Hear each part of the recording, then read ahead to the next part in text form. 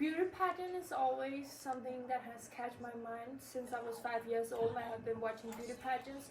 For me, it was a way to like escape reality and just be in my own little beauty bubble. Like Life a la Latina presenta Socialiciando. Sí, Socialiciando. Con Alicia Civita.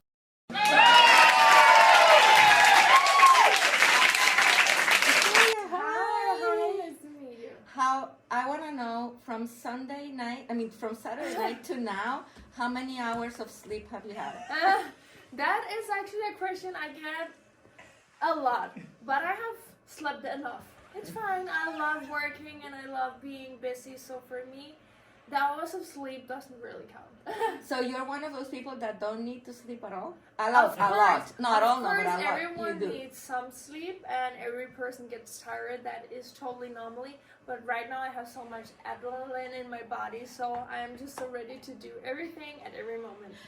Understood. It's like if you have time to sleep, your brain would still Yeah. When did you realize that this is actually happening? Because I've interviewed other queens, and they usually say that they don't remember anything, that they see it on TV, so they get some memories, but that they are blanked out. How was it for you? I'm still in shock. I am still like, oh, pinch me, is this real? Because it feels like a dream. Like, am I really Miss Universe? Like that. For me, I think I didn't realize when I was standing in top 2 that they called my name. Like you can see in all the clips, I was in total shock. I was like, did I hear right? That's so cute. I know. I can only imagine. Yeah, it's crazy. But now you know. I will say it's getting more and more real second by second, but I'm still, wow, in shock. It doesn't surprise me. Now, you are the first woman from your country, and not many women from your country have made it to the finalists. No. And I feel it is because there is not a culture of beauty pageants, because we know how beautiful and smart Danish and Scandinavian women are. What attracted you? Because I know that there are many other paths. Yeah. Why beauty pageants? Beauty pageant is always something that has catch my mind since I was 5 years old. I have been watching beauty pageants. For me, it was a way to like escape reality and just be in my own little beauty bubble. Like going to the groceries, I would do the catwalks and stuff like that. I'm also a professional former dancer, so I'm used to performing. But as soon as I turned 17, I was like, now I can do it. Now I'm at the age where I am allowed to do beauty pageants. So for me, that was where I was like, no, I'm gonna do it. My husband is an athlete, and we were talking about how you guys it's harder than for athletes. Yeah. Because you guys have to maintain your body at high performance level, of course, while looking incredible. Yeah. What is the hardest part of being part of this industry in terms of preparation, sacrifices, all of that? I would say, of course, there is some sacrifices, like not being able to see your family that much, and same with the friends. But it's for 1 year, and it is a experience I am forever grateful. And yeah, I would sacrifice almost everything to get this title. And is this a path to what? What do you expect to happen in your career after this? After this, I believe that the universe will have plans for me. Right now, I'm taking it step by step, day by day, and then I will see where the universe will bring me after this experience. But do you want to go into television? You want to be a model? What would you like? For me, I don't really have a specific plan. I just know I want to use my platform and my voice, and in which direction I will use it, the future will show. I love that many contestants were focusing on mental health. Yeah. Because I think is a topic. It really is. You're so young. Yeah. And I do believe that anxiety and it's a big thing for you guys. How is your experience?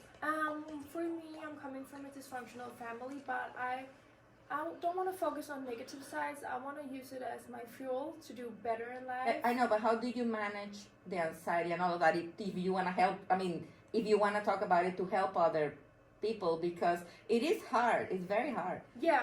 So I believe that my story is a way of inspiring other people to not only look on the bad sides, but take your past and use it as something meaningful and grateful to help others and do better in life.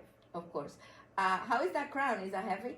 It is kind of heavy, but it's amazing. It's so beautiful. I love the new crown. Wow. If I had a crown like that, it would have fallen off my head. I would lose it. One pearl would go dry. How do you take care of it? Do they attach it to your head? How do they do it? I have pins in, so it will sit perfectly on my head. Yeah. And where does it go when you don't have it on? Oh, it goes with Diana. She is the crown keeper. Diana, say hello. Shanice was the most traveled Miss Universe in history. How do you do with traveling, and do you want to beat her record? I know that this year we are going to beat the record because the organizations want to make history, same as me. But I love traveling. I have been traveling since I was a little girl. So for me to get the opportunity to travel all around the world, I'm just forever grateful for that. I love experiencing new cultures, meeting new people, trying new food. So I'm just in love. So, well, Mexico was very different. So what did you try food-wise in Mexico that it was your favorite? And La Gala de las Catrinas, I was fascinated by your outfit. It was amazing. How did you, I mean, I'm sure that Mexican culture was a discovery for you. Yeah. So how did you feel about it? I want to know about the food. Did you get enchilado, como they call it, burned? So, as many know, Denmark is really different from Mexico. But again, I love traveling and I love experiencing new cultures. And as soon as I came to Mexico, it felt like home because people there were so warm, so nice, and they immediately took me in as family. And if we're going to talk about the food, wow, the cuisine there is amazing. Like all the different flavors, like the sweet, the sour, the spices. Wow, I tried enchiladas, I tried the tortillas, the Mexican sushi, and the guacamole. Like the avocados were so fresh in Mexico, nothing compared to in Denmark. But being at the Gala Katrinas was amazing.